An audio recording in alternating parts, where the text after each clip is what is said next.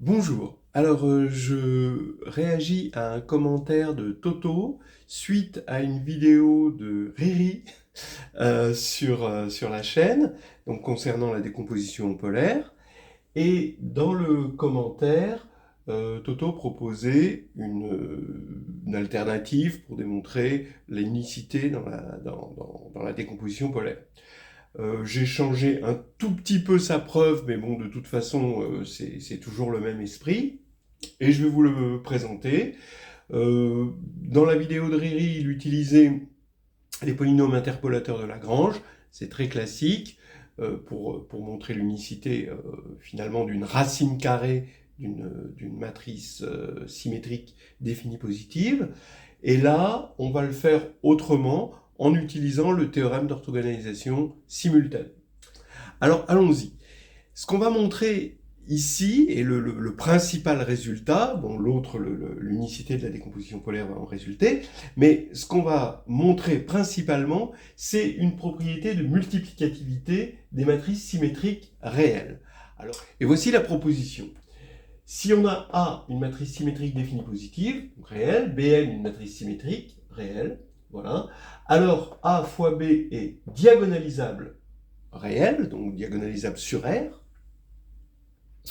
et on a même plus, si la signature de B c'est PQ, alors AB possède exactement P valeur propre strictement positive et Q valeur propre strictement négative. Voilà. Par exemple, si A et B sont toutes les deux symétriques définies positives, alors AB va être diagonalisable avec que des valeurs propres strictement positives. Donc ça, c'est quand même assez curieux. Alors que AB, attention, hein, n'est pas symétrique, parce que la transposée de AB, c'est BA, a priori, donc il n'y a aucune raison que AB soit égal à BA. Voilà, petite parenthèse. Alors, voici la preuve, vous voyez, c'est très simple. On est sur Rn, et sur Rn, A va nous permettre de définir une forme, un produit scalaire, une forme définie positive, puisque A est symétrique définie positive. Donc ça définit un produit scalaire par X transposé à Y, voilà, sur Rn. Et de la même manière, B va définir une forme bilinéaire symétrique, mais pas forcément définie positive, évidemment. Alors, par le théorème d'orthogonalisation simultanée, on va avoir une base orthonormée pour cette forme, qui va être orthogonale pour l'autre forme. Donc, orthonormée pour la forme définie par A, et orthogonale pour la forme définie par B de la même manière. Hein.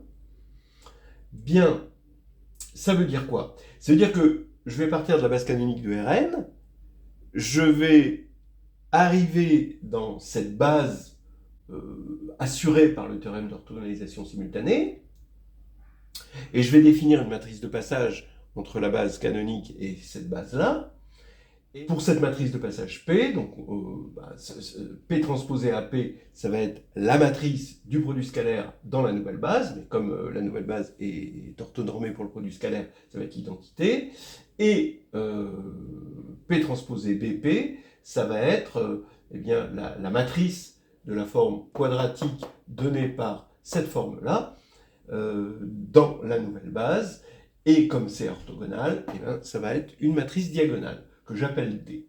Donc voici notre double équation, notre système, et D, entre parenthèses, possède P valeur propre réelle sur sa diagonale, donc P valeurs sur sa diagonale, qui sont positives, strictement positives, Q valeurs strictement négatives, et le reste c'est des valeurs nulles s'il en reste, s'il y en a.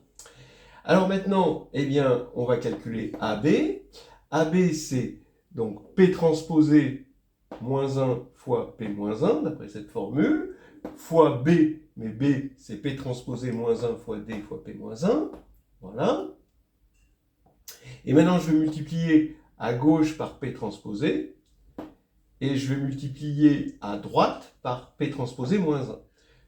Je vais avoir élimination de ça, et donc je vais avoir directement ça, c'est-à-dire P transposé P, le tout, moins 1, fois D, fois P moins 1 fois P transposé moins 1, c'est-à-dire P transposé P moins 1. Si je pose C égale P transposé P moins 1, C est une matrice symétrique.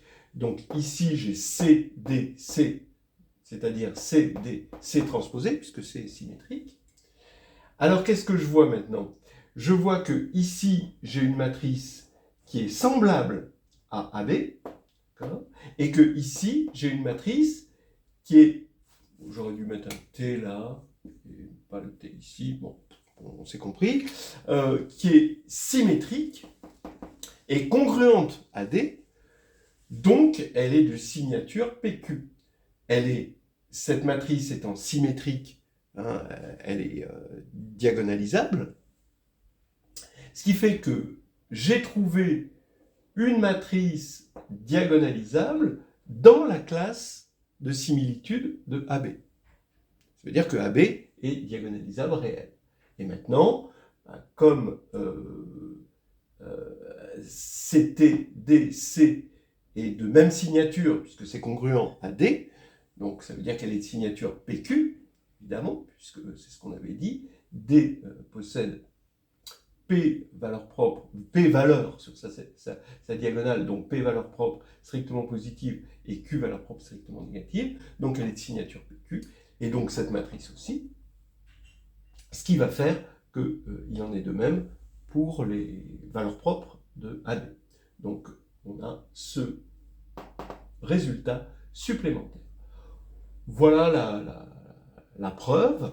Maintenant, l'application, c'est l'unicité de la décomposition polaire. On écrit OS égale O'S' avec OO' dans ON, dans le groupe orthogonal, et SS', toutes les deux symétriques définies positives, et on veut montrer l'unicité, on veut montrer que O est égal à O', S est égal à S', donc c'est assez classique de commencer en écrivant O'-1, O égale S', S-1.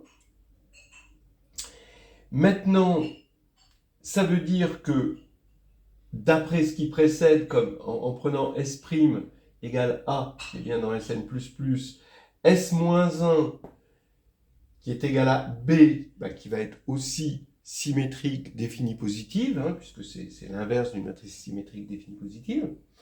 Donc ça veut dire que le spectre de lui, qui est égal au spectre de lui, va être dans R plus étoile, d'après cette proposition.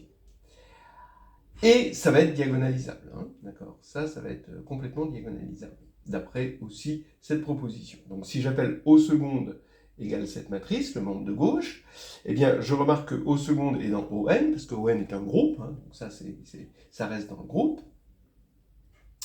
Et O seconde est une matrice normale. Ce qu'on appelle les matrices normales, c'est les matrices qui commutent avec leur transconjugué. Donc, O seconde commute effectivement à O seconde moins 1, ça c'est une évidence.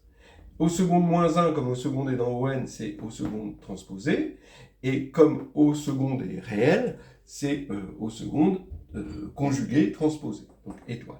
Ce qui veut dire que O seconde, commutant ici, ça en fait une matrice normale. On sait que les matrices normales sont diagonalisables dans C, et leur spectre, c'est des complexes de module 1.